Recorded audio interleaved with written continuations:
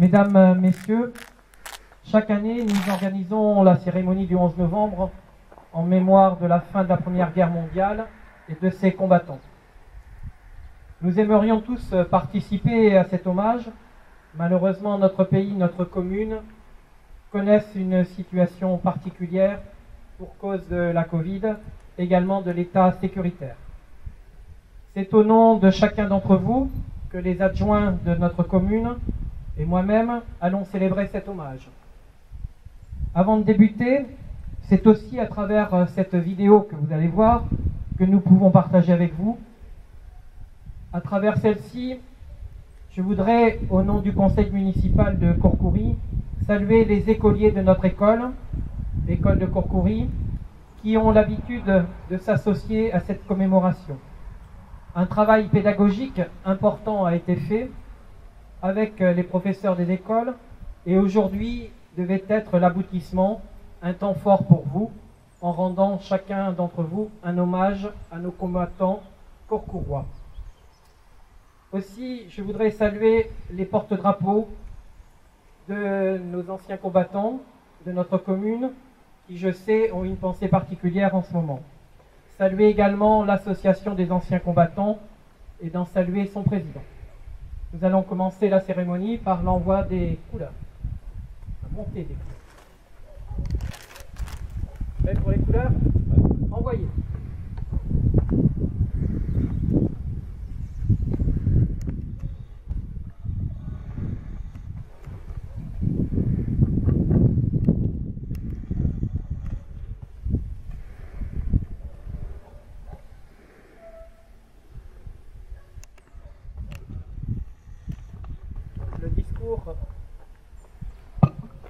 Discours de la mairie de Courcoury. Commémoration de l'armistice du 11 novembre 1918. Le 11 novembre célèbre la fin des combats et la paix retrouvée. L'hommage aux soldats morts pour la France est l'occasion de se souvenir et d'inviter à la réflexion en tirant des leçons pour demain.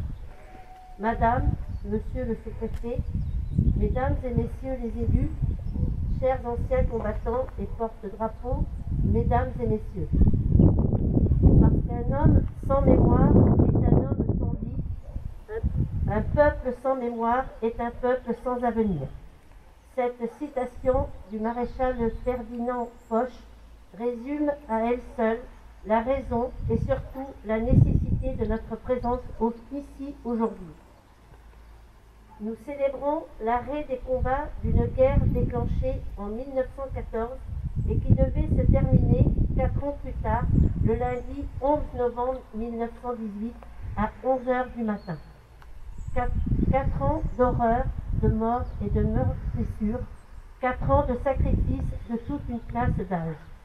Si nous sommes réunis, c'est bien davantage pour honorer notre devoir de mémoire que pour célébrer une victoire qui, au fil du temps, s'est empreinte d'un goût amer. En effet, comment parler de victoire lorsque l'on dénombre dans notre pays, au lendemain de la guerre, 8,5 millions de morts, un quart des hommes de 18 à 35 ans sont morts dans ce conflit, 21 millions de blessés, 6 millions d'invalides, 4 millions de veuves, 8 millions d'orphelins.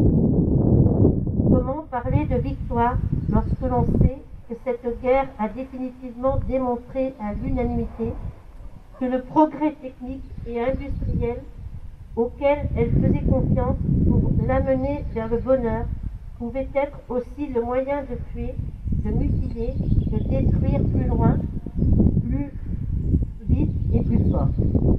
Et comment parler de victoire quand, 20 ans après, la même tragédie recommençait, plus intense encore.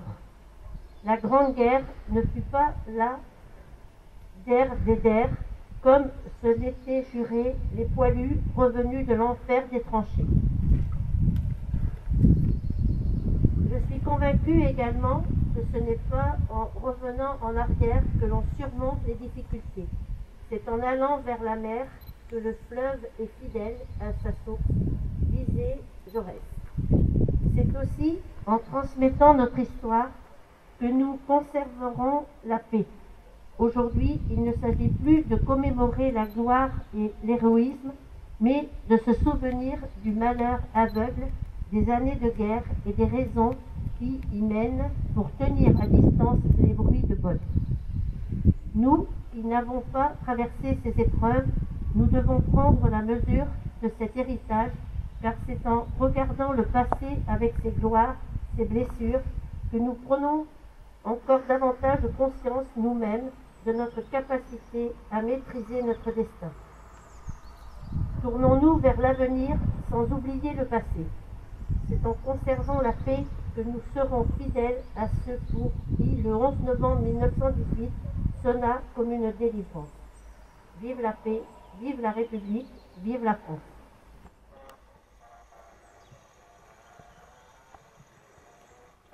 Nous allons effectuer le dépôt de gerbe.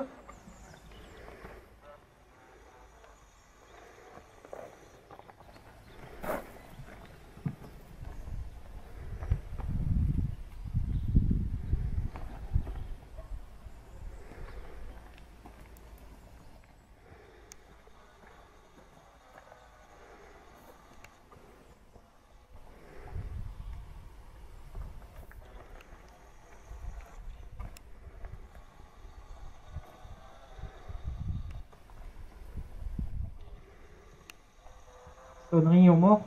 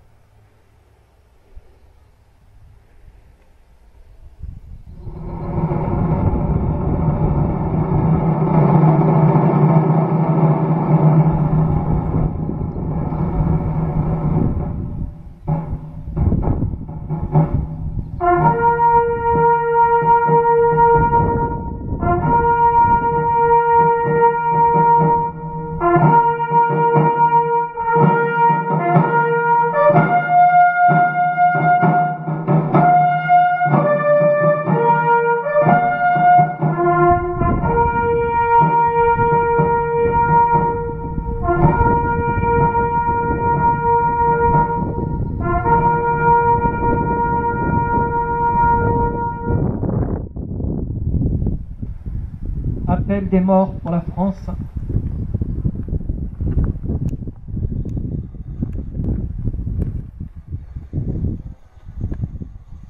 Gaudin Jean-René. Mort pour la France. Marfouillé Marcel. Mort pour la France. Mercier Achille. Mort pour la France. Coutier Émile. Mort pour la France. Demu Marie-Europe. Mort pour la France. L'homme Joseph. Mort pour la France. Wasfer Mort pour la France. Nadeau Maxime. Mort pour la France. Plateau Charles Moïse. Mort pour la France. Réveillot Léandre. Mort pour la France. Brulot Léon. Mort pour la France. Duplessis Armand. Mort pour la France. Gaudin Édouard. Mort pour la France. Grenon Georges Edmond. Mort pour la France. Grenon Jérôme. Mort pour la France. Auboin Kléber Paul. Mort pour la France. Mort pour la France. Barbero Marc. Mort pour la France. Thierry Wilfried.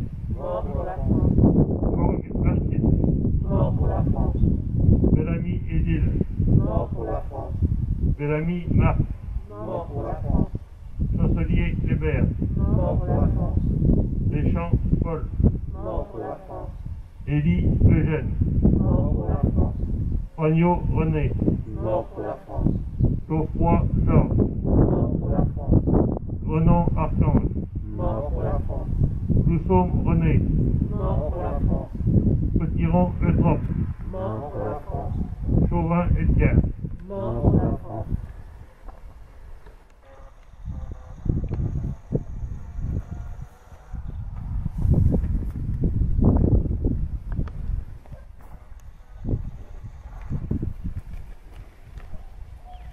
Hommage également aux morts pour la France de notre nation pour l'année 2020.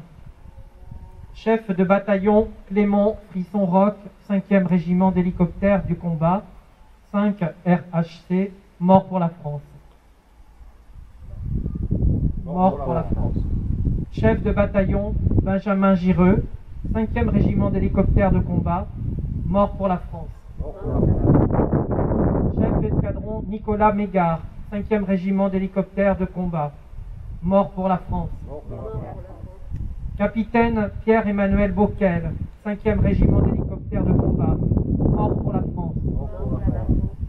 Capitaine Alex Maurice, 5e régiment d'hélicoptères de combat, mort pour la France. Major Julien Carrette, 5e régiment d'hélicoptères de combat, mort pour la France. Maréchal des logis Romain Salle de Saint-Paul, 5e régiment d'hélicoptères de combat, mort pour la France. Chef d'escadron Romain Chaumel de Jarnieux, 4e régiment de chasseurs, mort pour la France. Adjudant Alexandre Protin, 4e régiment de chasseurs, mort pour la France. Maréchal des logis chef Valentin Duval, 4e régiment de chasseurs, mort pour la France. Maréchal des logis chef Antoine Serre, 4e régiment de chasseurs, mort pour la France. Adjudant Jérémy Lezy, 93e régiment d'artillerie de montagne, mort pour la France. Adjudant Andrei Jouk, 2e régiment étranger de génie, mort pour la France. Caporal-chef Volodymyr Ribonchouk, 1er régiment étranger de génie, mort pour la France. Brigadier-chef Domitro Martin Cook, 1er régiment étranger de cavalerie, mort pour la France. Brigadier Kevin Clément, 1er régiment étranger de cavalerie, mort pour la France. Brigadier Tojo Asina, Razanfin Salama, 1er régiment de hussards parachutistes, mort pour la France. Maréchal des logis Andy Fila, 14e régiment d'infanterie et de soutien logistique parachutiste, mort pour la France. Maréchal des logis ST, 1er régiment de hussards parachutistes, mort pour la France. Brigadier Arnaud Volpé, 1er régiment de hussards parachutistes, mort pour la France. Pour tous nos morts pour la France, 1 minute de silence.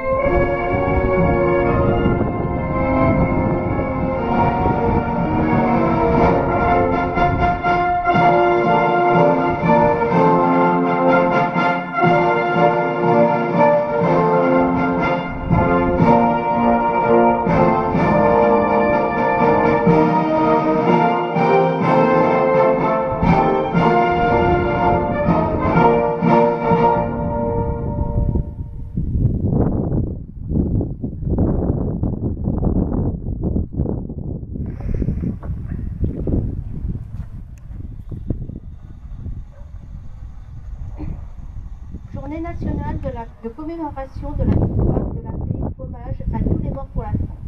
Discours de Geneviève Dariussec, ministre déléguée auprès de la ministre des Armées, chargée de la mémoire et des anciens combattants. C'était il y a un siècle. Ce 10 novembre 1920, la Grande Guerre est achevée depuis 2 ans. Dans la citadelle de Verdun, Auguste Tin, soldat de 2e classe et pupille de la nation, dépose un bouquet d'œillets blancs et rouges sur le cercueil d'un soldat. Un parmi tous les combattants des Flandres, de l'Artois, de la Somme, du Chemin des Dames, de Lorraine, de la Meuse. Un de ces braves. Un des poilus qui participa à une interminable guerre. Un de ces Français qui œuvra à la tâche incommensurable de la victoire. Un parmi des milliers qui est devenu le soldat inconnu. Le 11 novembre 1920, le peuple de France l'accompagne solennellement sous les voûtes de l'Arc de Triomphe. La patrie reconnaissante et unanime s'incline respectueusement devant son cercueil, en saluant la mémoire de tous les soldats morts sous le drapeau tricolore. Quelques mois plus tard, il était inhumé.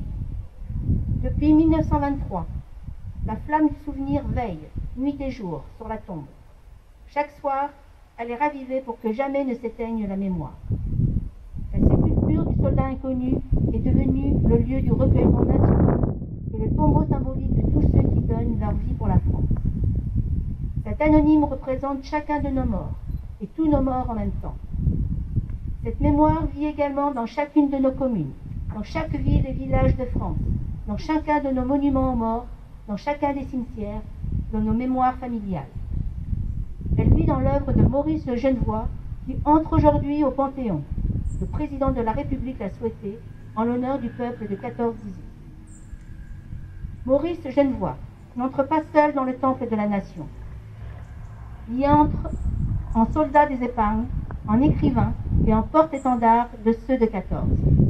Il y entre avec ses millions de frères d'armes, ceux dont il a immortalisé le souvenir, l'héroïsme et les souffrances. Il y entre avec toute la société, de la première ligne à l'arrière, mobilisée face à l'adversité et qui a tenu avec une admirable endurance. 8 millions de soldats combattirent sous les couleurs de notre drapeau. Aucun d'entre eux ne revint totalement indemne. Des centaines de milliers furent blessés dans leur chair comme dans leur âme. 1 400 000 tombèrent au champ d'honneur. 2 millions à la table des honneurs. Chaque 11 novembre, la nation rend également un hommage solennel à tous les morts pour la France, ceux d'hier et ceux d'aujourd'hui. Chaque année, nous rappelons leur nom. Chaque 11 novembre est un moment d'unité nationale et de cohésion autour de ceux qui donnent leur vie par la France, de ceux qui la servent avec dévouement et courage. En ces instants, au souvenir des événements passés et aux prises avec les épreuves de notre temps, nous nous rappelons que c'est tout un peuple, uni, solidaire, qui fit la guerre, qui la supporta, qui en triompha.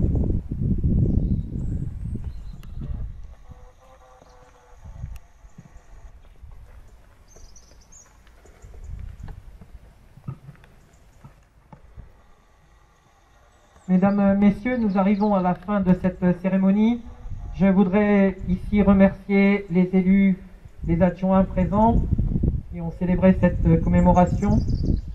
C'est remercier également la personne qui a confectionné la gerbe dans ces temps difficiles, Geneviève Villepasteur, conseillère municipale. Merci à elle. Également, merci pour la personne qui suit au niveau technique cette vidéo, Alain Boissineau, conseiller municipal également. Et je voudrais à nouveau remercier les deux représentants des anciens combattants, Claude Boissineau et Bernard Sargeau, qui sont absents aujourd'hui. Également remercier les deux professeurs des écoles, Madame Lefort, la directrice de l'école de Courcoury, et Madame Sando. Et également remercier le président des anciens combattants de la section de Saintes. Nous vous souhaitons une bonne journée. Prenez soin de vous. À bientôt.